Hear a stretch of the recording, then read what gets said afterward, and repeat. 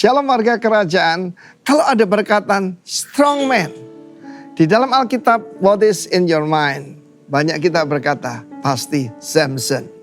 Ya, Samson itu sun-like, Simpson, sun-like, seperti matahari. Bayangkan dia itu telah ditetapkan untuk menghancurkan musuh Israel, yaitu bangsa Filistin pada saat itu. Dia berasal dari suku Dan artinya judge. Dan dia jadi hakim di Israel. Tapi saudaraku, apa badannya besar? Tidak. Kalau badannya itu seperti Adi Rai misalnya ya. Atau seperti Arnold Schwarzenegger. Orang tidak tanya dari mana kekuatannya. Dia biasa aja. Tapi ketika roh Tuhan turun atasnya, kekuatannya luar biasa. Sayang 1000 sayang. Kenapa? Orang Israel menyebutnya the weak strong man. Orang kuat yang lemah. Why? Dia memang bisa membunuh 1000 orang tentara Filistin. Cuma dengan apa? Rahang keledai. Sebetulnya saudaraku, ini ironis sekali. Simpson itu seperti keledai yang tidak bisa mengekang hawa nafsunya. Dan dia dilarang untuk menyentuh mayat. Ketika pertama kali dia mengambil madu daripada mayat singa yang dia robek seperti anak kambing. Itu awalnya saudaraku. Dan kemudian dia menikahi perempuan Filistin. Saya kira jarang dibicarakan katanya demi toleransi, tidak. Ya, pernikahan harus seiman. Itu harga mati saudara. Ya, jangan kalah dengan tetangga kita.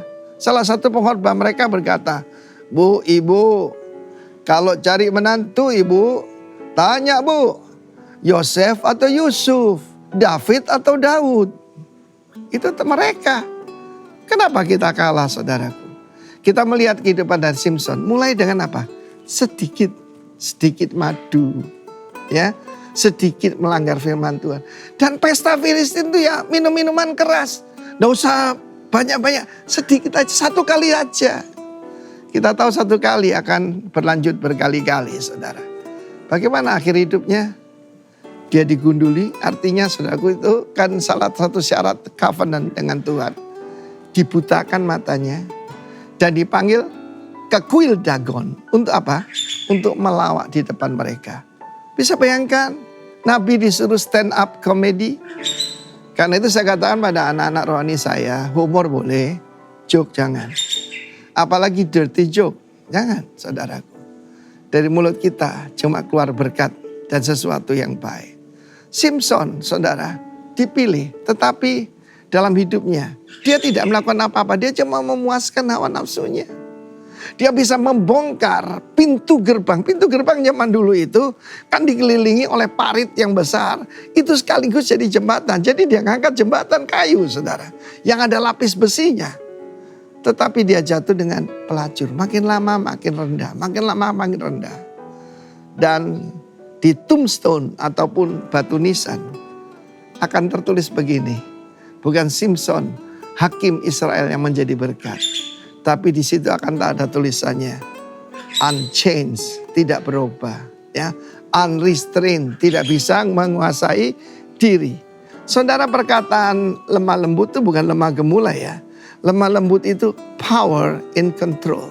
Minta Tuhan anugerah supaya punya penguasaan diri. Tidak berakhir jadi pelawak seperti Simpson. God bless you all. Amin. Shalom. Bersyukurlah kepadanya, bawalah pujian baginya. Sebab Tuhan kita baik.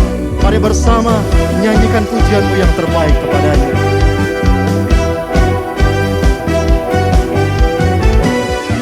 Syukurlah kepadanya, bawalah pujian baginya. Karena dia Raja, dia yang perkasa. Tuhanlah kekuatanku, mazmur dan keselamatanku, dia penolongku.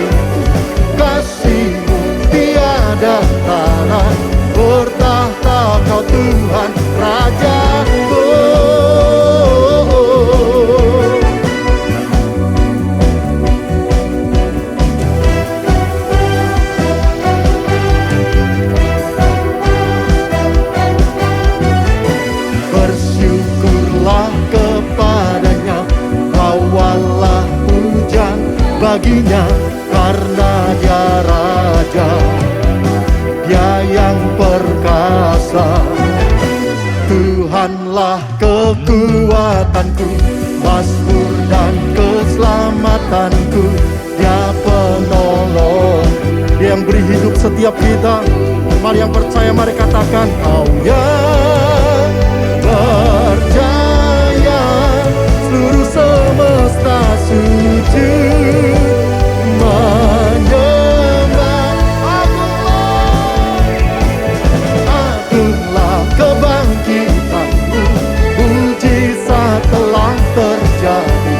Junjung kasih anugerahmu, kekal teguh dan mulia. Masyurlah perbuatanmu, Kau penyelamat hidupku. Kasih-Mu tiada tara, bertahta Kau Tuhan Raja.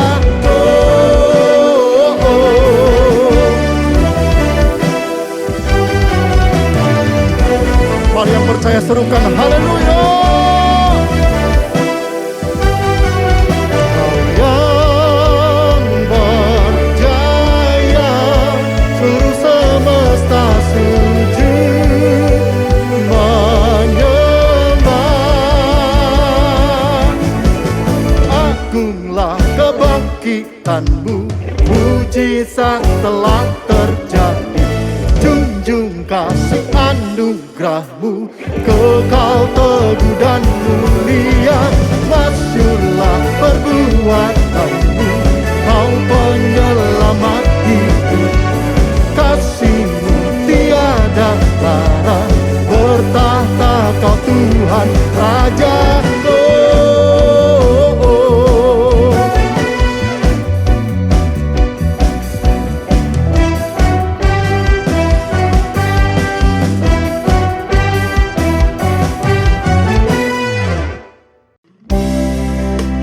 Mari datang ke bait-Nya dengan ucapan syukur. Mari datang ke bait-Nya dengan kerinduan. Mari sembah dengan segenap hati. Di hadapan hadirat-Mu, ya Bapa, ku datang dengan penuh kerinduan. Di hadapan hadirat-Mu, ya Bapa, segala keangkuhanku hilang. Ku sembahkan,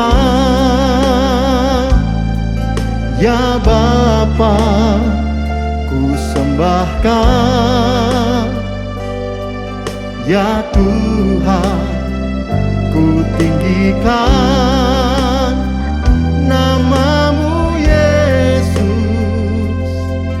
Dalam hidupku selalu.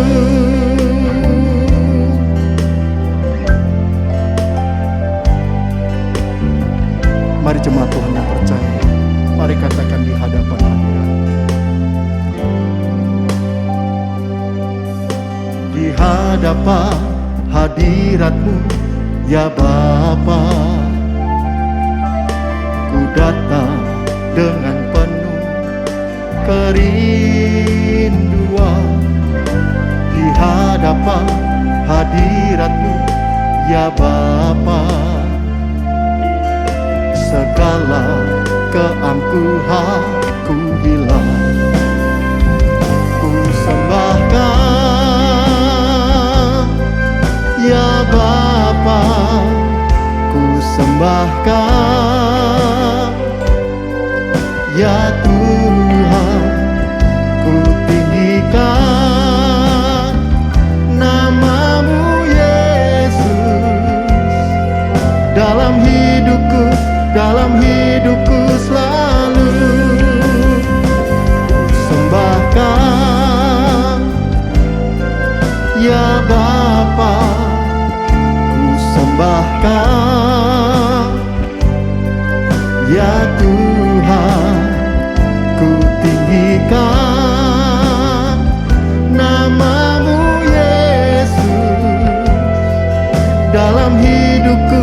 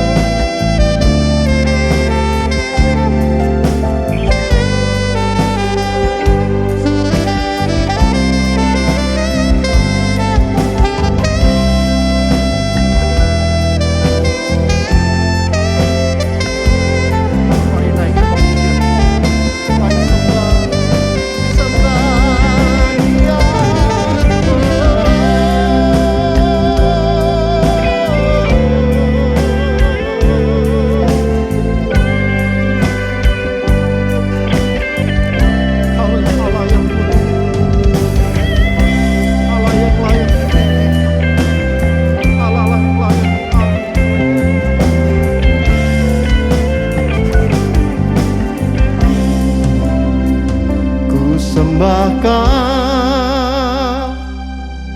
ya Bapa, ku sembahkan, ya Tuhan, ku tinggikan nama-Mu Yesus dalam hidupku selalu. Ku sembahkan, ya Bapa, ku sembahkan, ya Tuhan, ku tinggikan nama-Mu Yesus dalam hidupku selalu.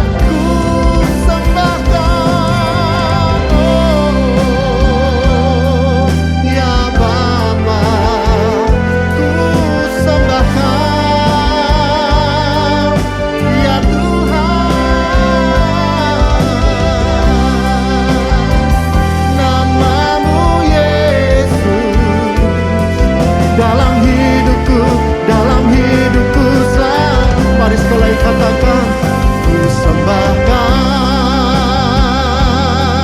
ya Bapa, ku sembahkan, ya Tuhan, ku tinggikan nama-Mu Yesus dalam hidupku selalu. Dalam hidupku selalu. Dalam hidupku selalu.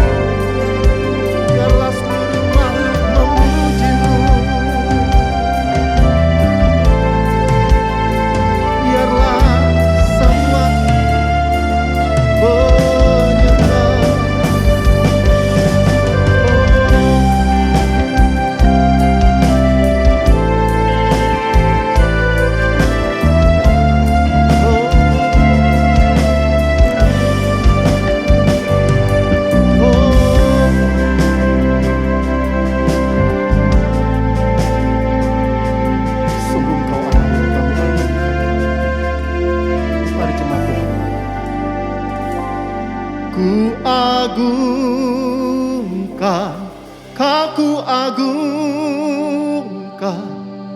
atas seluruh bumi, makhluk sorak puji-Mu ku agungkan, ku agungkan, oh Yehova, Kau ku agungkan, ku agungkan, Kau ku agungkan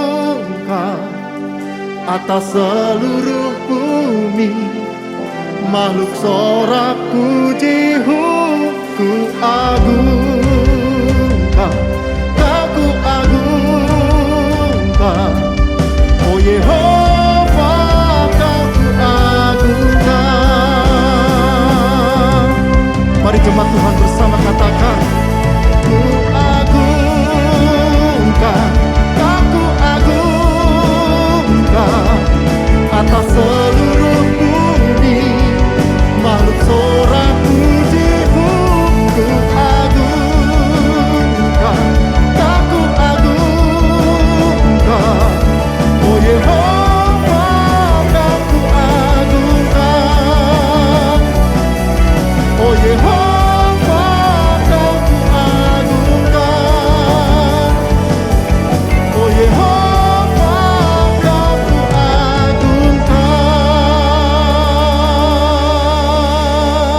bersyukur Tuhan, dan Engkaulah Allah yang kami agungkan, kami tinggikan dari dulu, sekarang, sampai selama-lamanya. Tuntun setiap kami lewat firman-Mu, kami percaya Engkau selalu ada bagi setiap kami.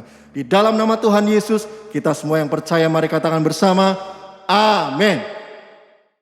Shalom, selamat hari Minggu dan selamat beribadah saya sampaikan untuk semua jemaat GBI Rock Surabaya yang saya kasih dalam Tuhan. Saya sungguh bersuka cita hari ini kita bisa berjumpa walaupun hanya lewat ibadah online. Saya ingin mengucapkan banyak terima kasih untuk rekan saya, hamba Tuhan, Bapak Pendeta Daniel Tanujaya yang sudah mengundang saya untuk boleh menyampaikan kebenaran firman Tuhan dalam ibadah GBI Rock Surabaya saat ini. Dan saya rasa belum terlambat untuk saya mengucapkan selamat ulang tahun untuk saudara semua. Ulang tahun GBI Rock yang ke-17. Usia yang lagi mekar-mekarnya kalau seorang gadis. Dan saya percaya saudaraku ke depannya GBI Rock akan jauh lebih berkembang, berdampak dan menjadi berkat besar bagi seluruh kota Surabaya, Indonesia, bahkan dunia.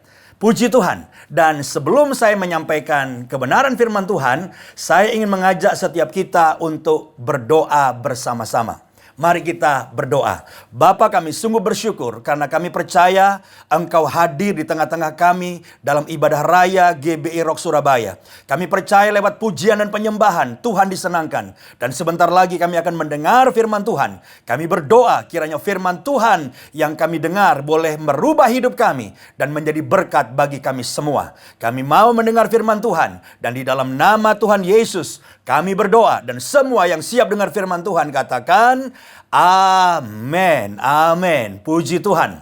Saudara-saudara, tema firman Tuhan yang saya sampaikan, saya beri judul Man of Character atau orang yang berkarakter.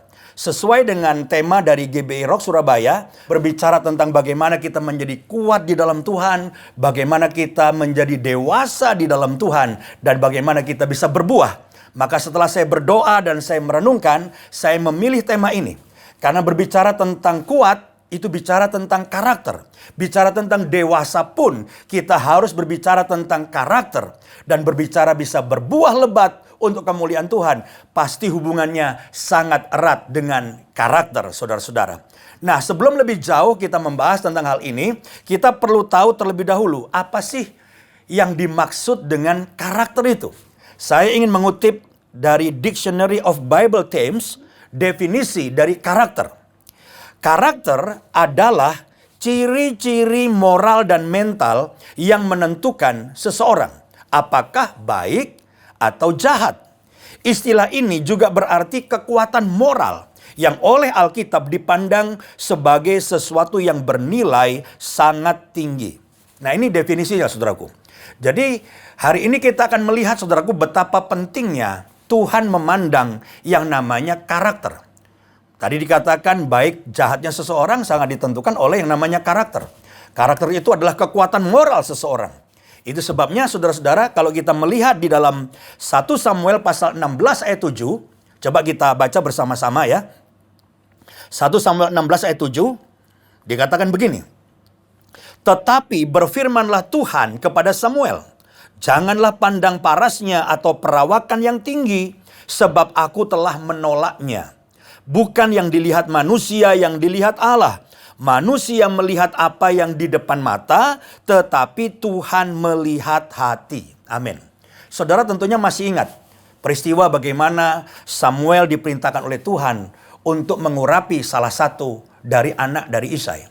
Satu-satu keluar, ya. Anak-anak Isai yang badannya bagus, tegap, tinggi, saudaraku. Dan Samuel berpikir dalam hatinya, oh pasti dialah orangnya. Dialah orangnya yang aku urapi menjadi raja. Tapi ternyata bukan. Satu lagi keluar, bukan. Sampai akhirnya semuanya habis. Dan kita tahu akhirnya Samuel nanya, apakah semuanya sudah keluar? Lalu Isai berkata, oh masih ada. Ada di padang satu anakku, namanya Daud. Ya, kita kenal itu namanya Daud, saudaraku. Akhirnya Samuel berkata, panggil.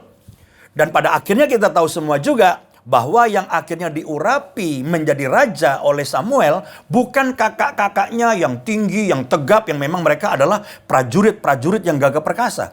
Tapi justru yang diurapi menjadi raja adalah Daud yang biasa menggembala domba di padang, yang paling muda, yang mungkin tidak ada pengalaman, saudaraku. Tetapi itulah yang Tuhan pilih dan diurapi oleh Samuel menjadi raja. Lalu kalimat yang menarik tadi berkata, bukan yang dilihat manusia, yang dilihat Allah.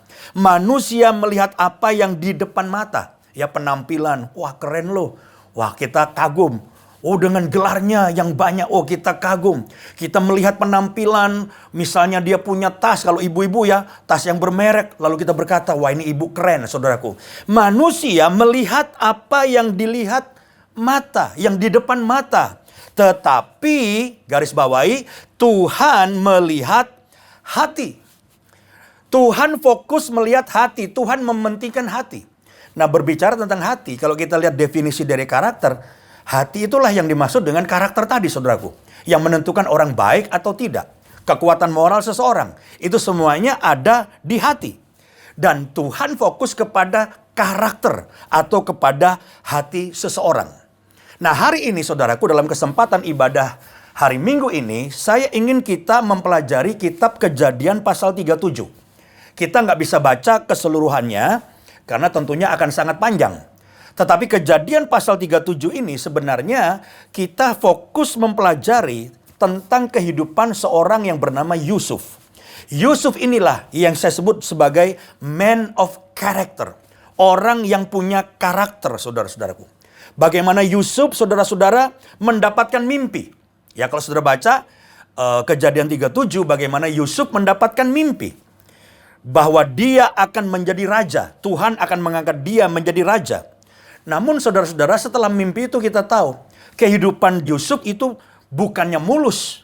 Bukannya langsung diangkat menjadi raja tanpa persoalan, tanpa masalah. Tapi justru kita melihat kehidupan Yusuf penuh dengan penderitaan, penuh dengan persoalan, penuh dengan masalah. Nah, melewati semua banyak kesulitan itu, kemudian baru Yusuf menjadi raja. Nah, di sini kita melihat, saudaraku, mengapa Yusuf harus melewati berbagai macam kesulitan. Nah, ini yang kita belajar bersama-sama untuk kita bisa mendapatkan poin-poin yang penting yang menjadi pelajaran bagi kita. Betapa pentingnya yang namanya karakter. Apakah kita semua siap untuk belajar kebenaran firman Tuhan saat ini? Kalau kita semuanya siap, mari kita fokus, kita mulai. Ada 4 hal yang akan saya bahas, saudara-saudaraku. Mengapa perjalanan Yusuf penuh dengan lika-liku yang luar biasa. Kemudian sampai akhirnya Yusuf menjadi raja. Saya ingin masuk dengan poin yang pertama. Poin yang pertama adalah hal yang sangat simpel, yaitu Tuhan mengizinkan masalah untuk membentuk karakter kita. Waktu saya menuliskan poin yang pertama ini, jujur saudara-saudara, ada pemikiran, ini poin terlalu biasa. Ya, terlalu biasa poin Tuhan mengizinkan masalah untuk membentuk karakter kita.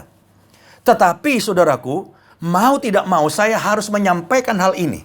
Untuk sekali lagi menekankan kepada kita semua bahwa sebenarnya dalam hidup kita tidak ada hal yang kebetulan.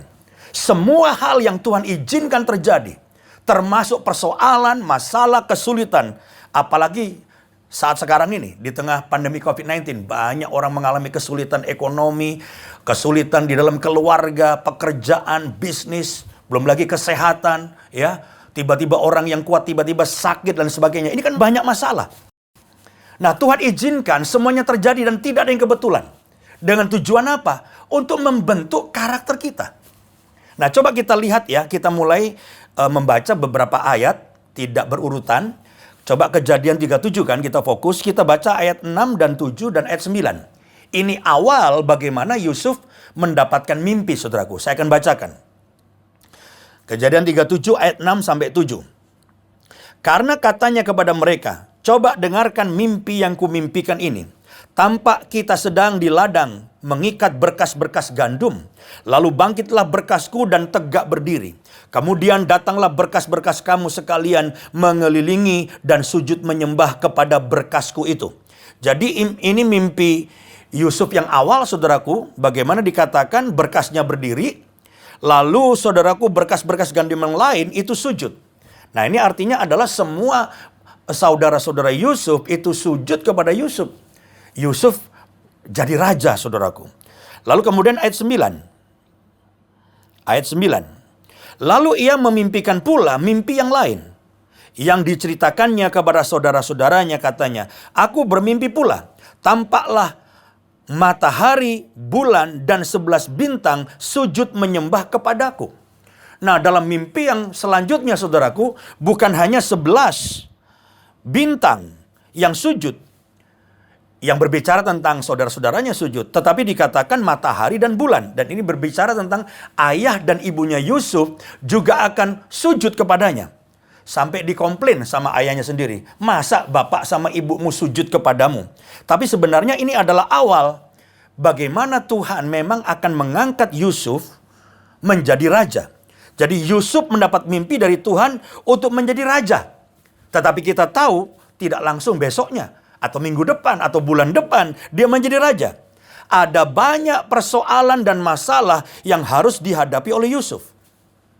Nah, itu sebabnya saya katakan, ini poin pertama saya harus sampaikan kepada saudara, supaya saudara tahu, bahwa sekali lagi, tidak ada persoalan dan masalah yang terjadi dalam hidupmu, yang terjadinya kebetulan. Itu seizin Tuhan. Tujuannya apa? Semua persoalan yang banyak yang kita hadapi di tengah-tengah pandemi COVID-19 ini, Tuhan bertujuan untuk membentuk karakter kita. Apakah Tuhan tidak bisa menolong kita? Bisa. Apakah Tuhan tidak bisa langsung menolong bisnis kita? Bisa. Apakah Tuhan mampu untuk menyelesaikan semua persoalan dan masalah yang sedang saudara hadapi? Bisa. Mudah bagi Tuhan. Tetapi Tuhan tidak melakukannya. Kenapa, saudaraku? Nah, saya mau masuk kepada poin yang kedua sekarang. Poin yang kedua, kenapa Tuhan tidak langsung membereskan persoalan kita atau menolong kita? Nah, poin yang kedua, karena saudaraku, Tuhan lebih tertarik untuk membentuk karakter kita dibandingkan menyelesaikan masalah kita. Saya ulangi sekali lagi, kenapa nggak langsung diberesin aja masalah saudara oleh Tuhan? Bisa kalau Tuhan mau, kan? Nah, ini poin yang kedua yang saya mau sampaikan. Karena Tuhan lebih tertarik untuk membentuk karakter kita dibanding segera menyelesaikan masalah kita. Itu sebabnya ada kemungkinan masalah yang saudara hadapi sekarang bisa jadi tidak langsung selesai atau membutuhkan waktu yang cukup panjang. Karena apa? Karena saudara harus menghadapi masalah itu, persoalan itu, dan ketika saudara berada dalam persoalan, Tuhan memproses saudara. Tuhan membentuk karakter saudara dan saya lewat masalah yang sedang kita hadapi. Bukan berarti Tuhan tidak mau menolong kita atau tidak peduli dengan persoalan yang kita hadapi. Tetapi kita harus belajar untuk menikmati persoalan dan masalah kita sebagai proses Tuhan untuk terjadinya pembentukan di dalam karakter kita. Perhatikan Roma pasal 5 ayat 3-4. Roma pasal 5 ayat 3-4, dan bukan hanya itu saja. Kita malah bermegah juga dalam kesengsaraan kita. Karena kita tahu bahwa kesengsaraan itu menimbulkan ketekunan. Dan ketekunan menimbulkan tahan uji. Dan tahan uji menimbulkan pengharapan. Saya ingin kutip dalam bahasa Inggris, terjemahan NLT, saudaraku, dikatakan begini. We can rejoice too when we run into problems and trials. For we know that they help us develop endurance, and endurance develop strength of character, and character strengthen our confident hope of salvation. Jadi jelas saudara-saudaraku, lewat semua persoalan dan masalah itu sebenarnya Tuhan sedang menguatkan karakter kita atau membentuk karakter kita.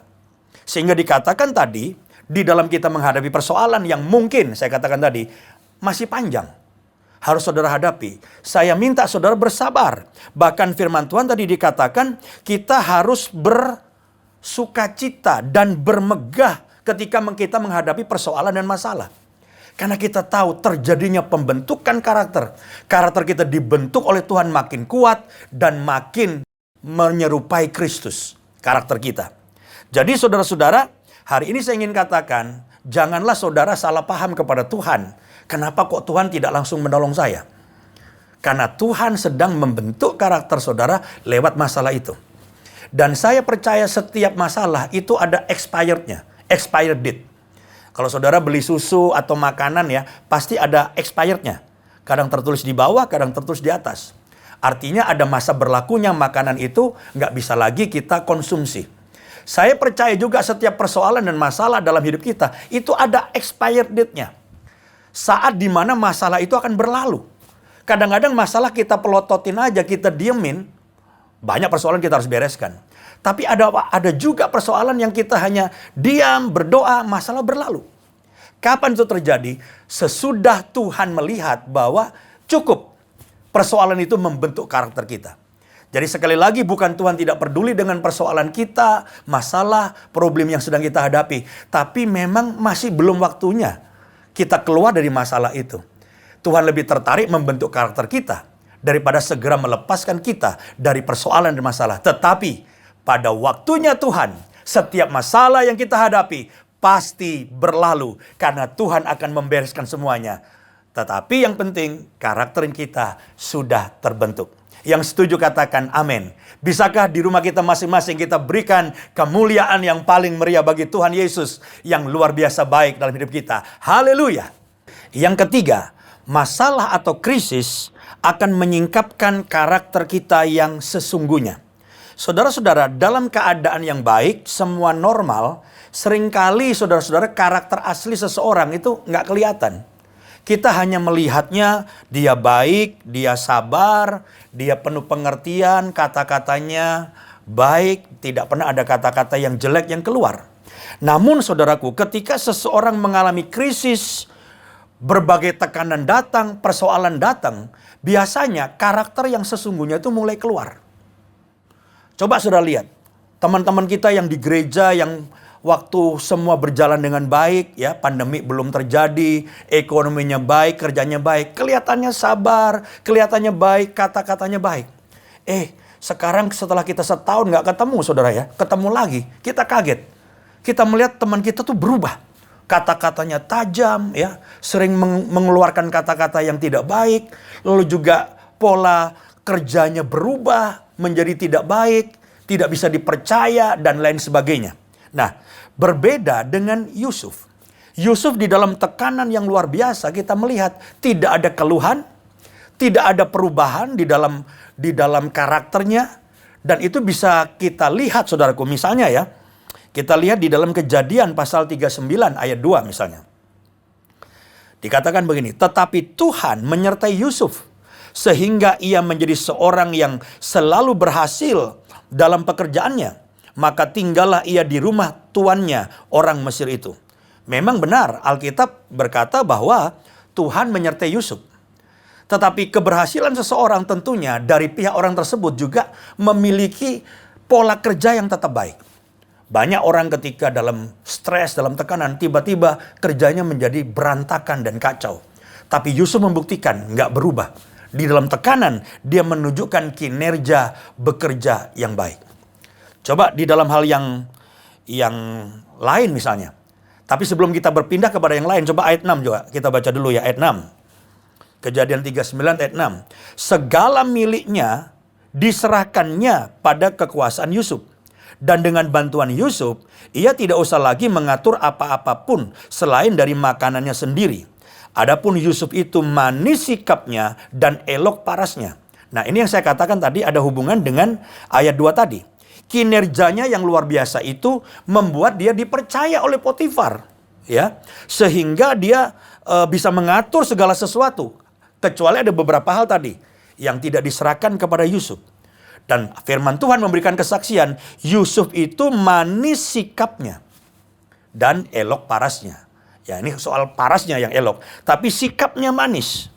Nah, kita harus bercermin, saudaraku. Lewat segala masalah dan persoalan yang sedang kita hadapi, coba kita cek karakter kita. Berubah nggak?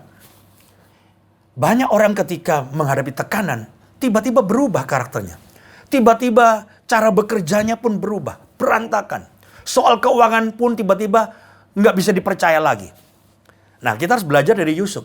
Di dalam tekanan itu, saudaraku, Yusuf tetap membuktikan dia punya karakter yang baik. Dan itu dibuktikan, dikatakan tadi, saudaraku, tuannya percaya kepadanya, lalu dikatakan sikapnya pun nggak berubah, tetap manis. Bagaimana dengan sikap kita dalam persoalan masalah yang kita hadapi? Apakah di dalam tekanan itu kita tiba-tiba berubah? Karena kita mungkin kecewa sama Tuhan, atau beratnya hidup telah membuat kita berubah. Saya yakin seseorang yang dewasa dalam Tuhan dan punya karakter Kristus dan sungguh-sungguh dalam Tuhan, tekanan apapun yang sedang saudara alami tidak akan merubah karakter kita. Kita tetap punya karakter yang baik, hati yang baik, yang memuliakan nama Tuhan. Nah, lalu kita lanjut ayat 10 sekarang. Kejadian 39 ayat 10, saudaraku. Di sini kita juga melihat karakter Yusuf. Kalau tadi tekanan persoalan dan masalah, sekarang dia menghadapi yang namanya godaan. Ya, menghadapi godaan. Tapi dia juga punya karakter yang nggak berubah. Kejadian 39 ayat 10. Walaupun dari hari ke hari perempuan itu membujuk Yusuf, Yusuf tidak mendengarkan bujukannya itu untuk tidur di sisinya dan bersetubuh dengan dia. Perhatikan saudaraku, dikatakan di sini bahwa perempuan, maksudnya perempuan itu adalah istrinya Potifar, itu ternyata suka kepada Yusuf. Bukan saja kinerjanya bagus, tapi parasnya pun memang dia ganteng, saudaraku. Sehingga si istri Potifar ini tertarik. Dan dikatakan, saudaraku, membujuk Yusuf, menggoda Yusuf, itu dari hari ke hari. Ini godaan yang luar biasa. Jadi godaan itu macam-macam, bisa godaan keuangan, tapi bisa godaan dalam bidang yang lain, seperti yang sedang dihadapi oleh Yusuf ini. Godaan dari seorang perempuan. Ya, tetapi saudaraku, Yusuf tidak mau. Yusuf menolak. Bahkan ayat 11. Ayat 11, Kejadian 39. Pada suatu hari, masuklah Yusuf ke dalam rumah untuk melakukan pekerjaannya. Sedang dari seisi rumah itu, seorang pun tidak ada di rumah. Saya nggak perlu baca ayat selanjutnya, kita tahu kisahnya. Bagaimana dalam suasana di rumah nggak ada orang lain. Tinggal Yusuf saja. Bagaimana si istri Potifar itu, saudaraku, dengan segala cara mengajak Yusuf untuk selingkuh, ya, bersama dengan Yusuf. Tapi kita tahu kisahnya bagaimana Yusuf akhirnya menanggalkan jubahnya dan Yusuf lari keluar, saudaraku. Nah, di sini kita melihat sekali lagi bahwa Yusuf memiliki karakter yang luar biasa. Di dalam godaan yang saya yakin, saudaraku, banyak orang yang akan jatuh. Sekarang boro-boro sampai digoda seperti Yusuf, ya. Ini kan perempuannya yang luar biasa menggoda dia. Banyak, ya, tanpa godaan seberat itu pun banyak orang-orang yang jatuh, ya, di dalam dosa. Nah, di sini kita melihat bahwa Yusuf di dalam godaan yang sangat besar itu, di dalam tekanan yang luar biasa karena dia dijual sebagai budak, karakternya dalam tekanan tidak berubah. Nah, saya berharap kita juga sama seperti Yusuf. Ada tekanan dalam hidup saudara, tekanan bisnis, masalah keuangan, ingat, tetap punya karakter yang baik. Jangan karena saudara susah, sulit, lalu saudara kemudian menghalalkan segala cara, menipu, utang nggak bayar, dan lain sebagainya. Jangan, saudaraku, kalau kita benar-benar dewasa dalam Tuhan, punya karakter ilahi, karakter Kristus, tekanan apapun tidak akan merubah kita. Tapi ingat selalu, poin ketiga ini, tekanan yang besar seringkali memunculkan karakter asli seseorang. Dan saya rindu kita semua, karakter asli kita tetap karakter yang baik, karakter Kristus. Karena kita adalah murid-murid Tuhan Yesus. Yang setuju katakan amin. Bolehkah sekali lagi di rumah saudara masing-masing kita berikan kemuliaan yang paling meriah bagi Tuhan. Haleluya, puji Tuhan. Ulangan pasal 8 ayat 2, saudaraku berkata begini. Ingatlah kepada seluruh perjalanan yang kau lakukan atas kehendak Tuhan Allahmu di padang gurun selama 40 tahun ini, dengan maksud merendahkan hatimu dan mencobai engkau untuk, perhatikan, mengetahui apa yang ada dalam hatimu, yakni apakah engkau berpegang pada perintahnya atau tidak. Jadi perhatikan saudaraku, semua hal yang terjadi dialami oleh orang-orang Israel di padang gurun selama 40 tahun, itu Tuhan punya tujuan untuk mengetahui apa yang ada dalam hatimu, dikatakan. Jadi hari ini pun hal yang sama. Semua masalah yang terjadi dalam hidup kita, khususnya ketika pandemi COVID-19 sedang kita alami, saya tahu ada begitu banyak persoalan. Tuhan izinkan, termasuk anak-anak Tuhan ngalamin. Sama tujuannya untuk apa? Mengetahui apa yang ada dalam hatimu. Tuhan ingin tahu karakter asli kita. Dan biar kita di tengah tekanan apapun juga, karakter asli kita adalah karakter yang tetap baik, tetap memuliakan Tuhan. Karena kita adalah orang yang dewasa di dalam Tuhan. Kita murid Tuhan Yesus yang sejati.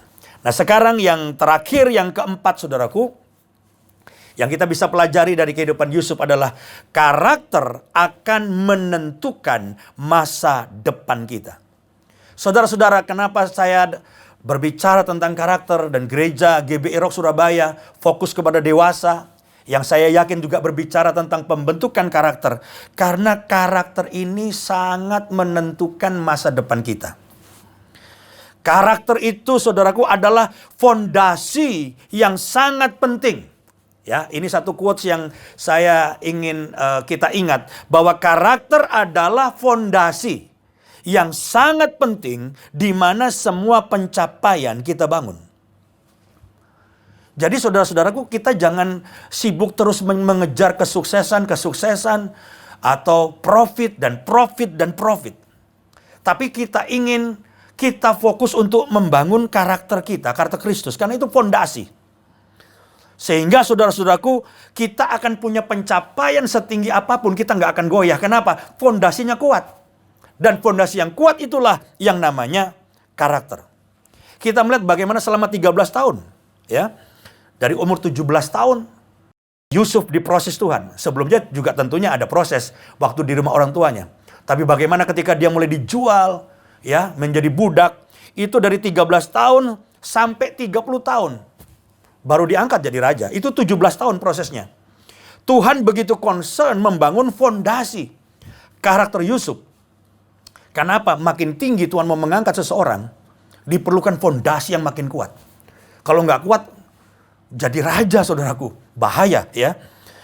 Sedangkan untuk Yusuf menjadi wakil Fir'aun, menjadi raja muda di Mesir, itu nggak butuh waktu lama.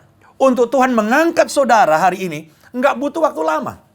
Tapi yang sangat penting adalah karakternya. Punya fondasi karakter yang kuat dulu, baru Tuhan akan mengangkat kita.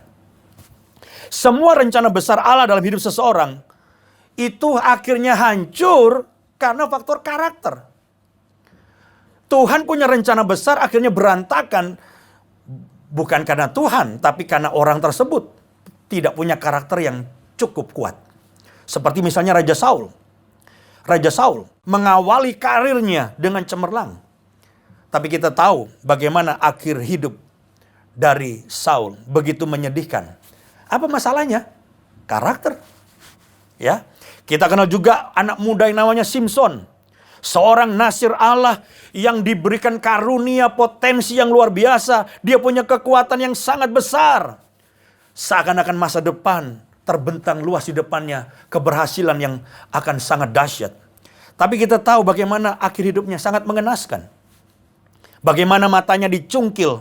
Bagaimana dia dijadikan tawanan dan bahan tertawaan orang-orang Filistin. Apa persoalannya? Karakter. Kekuatannya besar tapi tidak mampu menguasai hawa nafsunya.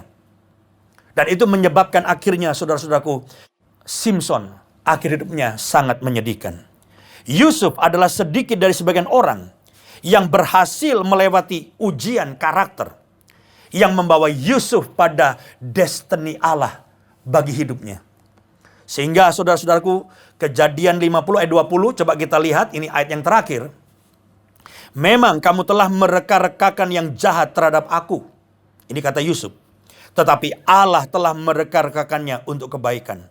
Dengan maksud melakukan seperti yang terjadi sekarang ini. Yakni memelihara hidup suatu bangsa yang besar. Hari ini bisa jadi orang punya rencana jahat mau menjatuhkan saudara. Tapi kalau kita punya karakter yang baik. Kita jaga hidup kita, hati kita. Bersih di hadapan Tuhan seperti Yusuf. Tuhan akan mengangkat kita pada waktunya. Ingat saudaraku, karakterlah fondasi untuk Tuhan bisa mengangkat kita pada waktunya. Itu sebabnya hari ini mari kita datang kepada Tuhan. Mari kita periksa diri kita. Mungkin ada beberapa saudara yang karena pandemi dan tekanan hidup mulai keluar karakter yang kurang baik. Ini waktunya kita memperbaiki. Kita fokus membangun karakter yang baik. Karena kita murid Yesus. Kita punya karakter seperti Kristus.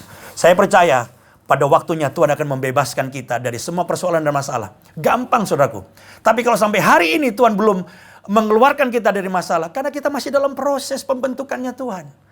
Pada waktunya Tuhan, masalah itu akan expired, saudaraku. Ya, dan kita akan keluar sebagai pribadi yang jauh lebih baik. Doa saya, kita semua menjadi kuat dalam Tuhan, dewasa di dalam Tuhan. Mengapa? Karena kita punya karakter seperti Kristus. Amin.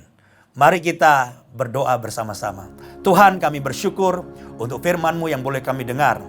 Kami berdoa supaya Tuhan memberkati setiap jemaat GBI Rock Surabaya, Tuhan. Kami berdoa supaya setiap jemaat GBI Rock Surabaya menjadi murid-murid Yesus yang punya karakter seperti Kristus. Sehingga kami menjadi kuat dan dewasa dalam Tuhan. Persoalan dan masalah yang kami hadapi, kami percaya itu dalam rangka Tuhan membentuk kami. Pada waktunya Tuhan, kami akan keluar dari masalah. Dan Tuhan akan mengangkat kami dan memberkati kami. Berkati semua jemaat GBI Rock Surabaya. Dan kami yakin Tuhan, persoalan apapun yang kami hadapi, kami tidak akan menyerah. Kami tetap bersukacita dan bersyukur. Karena kami tahu pada waktunya Tuhan akan membereskannya bagi kami. Dan pada waktunya Tuhan akan mengangkat setiap kami. Terima kasih Bapa. Tidak lupa kami berdoa bagi bangsa dan negara kami, Indonesia. Kami berdoa Tuhan mengurapi Bapak Presiden Jokowi, semua jajarannya Tuhan dengan hikmat untuk mengatasi pandemi COVID-19. Indonesia bisa segera keluar dari pandemi COVID-19. Indonesia bangkit, Indonesia pulih kembali. Terima kasih Bapak, dalam nama Tuhan Yesus kami sudah berdoa dan bersyukur. Dan semua yang percaya katakan amin, amin. Puji Tuhan, Tuhan memberkati setiap saudara. Haleluya.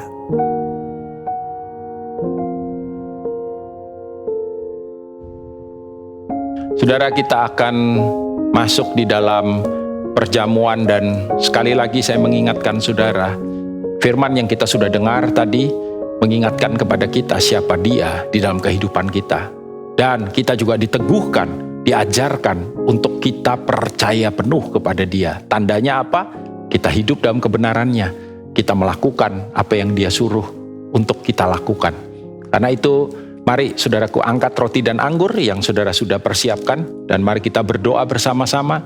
Bapak, terima kasih kalau sampai hari ini kami boleh bersama-sama ada di dalam perjamuan kudus ini. Dan Engkau berkata lakukan ini untuk mengingat akan apa yang Engkau sudah kerjakan bagi kami. Apa yang Engkau kerjakan di atas kayu salib, menebus segala dosa, kesalahan, kelemahan, sakit, penyakit, keterbatasan, bahkan pemberontakan-pemberontakan kami yang membuat kami ada di bawah dan di dalam kutuk. Tetapi oleh apa yang Engkau kerjakan dan lakukan, kami boleh hidup di dalam berkat yang daripada Engkau. Terpujilah nama-Mu, dan biar kiranya Tuhan kuasa-Mu dinyatakan lewat perjamuan kudus ini dalam nama Tuhan Yesus. Haleluya. Amin. Angkat roti bersama-sama dengan saya. Firman Tuhan berkata pada malam, waktu Tuhan Yesus diserahkan, Ia mengambil roti, mengucap syukur, memecah-mecahkannya dan berkata, inilah tubuhku yang dipecah-pecahkan bagi kamu. Makanlah, sebab tubuhku adalah benar-benar makanan. Dalam nama Tuhan Yesus. Makan sama-sama, saudaraku. Haleluya. Thank you, Jesus. Angkat cawan bersama dengan saya. Demikian juga Ia mengambil cawan sesudah makan, lalu berkata, inilah cawan perjanjian baru yang dimeteraikan oleh darahku. Buatlah setiap kali kamu melakukannya, mengingat akan apa yang aku kerjakan. Darah yang dicurahkan untuk pengampunan dosa kita. Karena itu saudara-saudara, bukankah cawan pengucapan syukur yang di atasnya kita ucapkan syukur, ini adalah persekutuan kita dengan darah Yesus. Minum sama-sama dalam nama Yesus. Thank you, Jesus. Terima kasih Bapa. Terima kasih buat Sang Putra yang sudah mengerjakan karyanya bagi kami. Karya yang komplit, karya yang holistik, karya yang membuat roh, jiwa, dan tubuh kami dipulihkan. Terima kasih Tuhan. Saya mengucap syukur untuk hari yang baru dan minggu yang baru.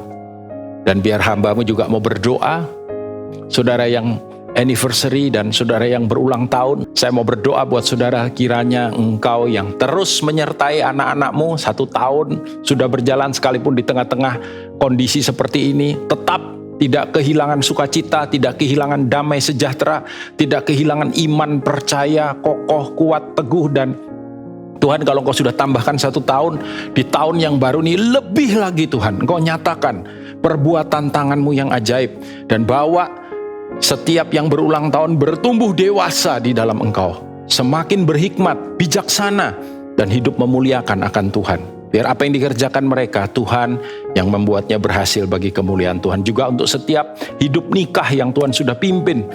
Dan biar kiranya Tuhan, hamba-Mu berdoa, anggur baru Tuhan selalu ada, sukacita yang daripada Engkau di dalam pernikahan, damai sejahtera. Bahkan Tuhan, hidup yang terberkati Tuhan senantiasa ada dalam pernikahan. Dan biar kiranya juga heaven on earth, surga di bumi ini, di dalam setiap keluarga. Terpujilah nama-Mu, terima kasih. Angkat kedua tangan saudara. Saudaraku, biar kiranya semua berkat terbaik dari kerajaan surga boleh turun atas setiap saudara, menyertai, menuntun, memimpin, memelihara, membawa, menjaga saudara tetap ada di dalam kesehatan, kekuatan, dan sejahtera yang daripada Dia di minggu yang baru ini. Di dalam nama Tuhan Yesus semua percaya menerimanya, katakan sama-sama, amin, amin, amin. Tuhan memberkati saudara. Haleluya.